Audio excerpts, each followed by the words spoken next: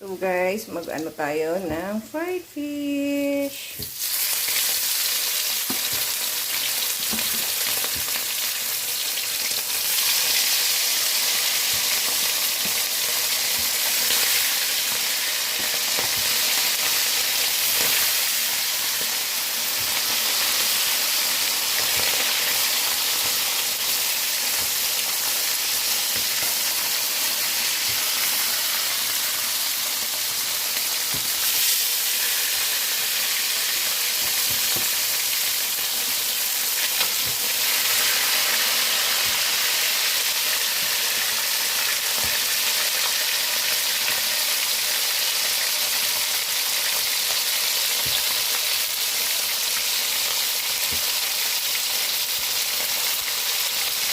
Sarap dito guys, tapos maging crunchy ang pag-fried natin sa fish natin mga lods. Ang sarap talaga.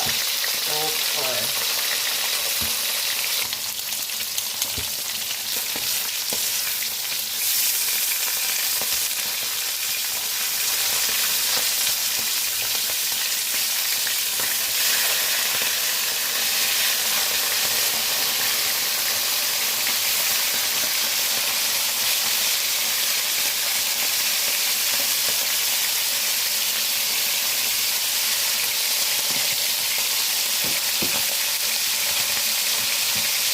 Ganun lang ka-simple guys ang minom po natin for today.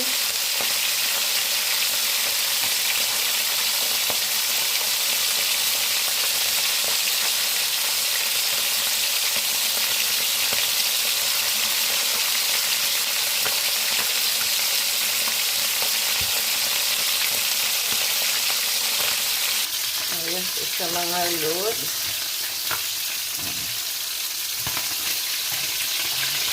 Sarap, sarap. Bilis. Ganon.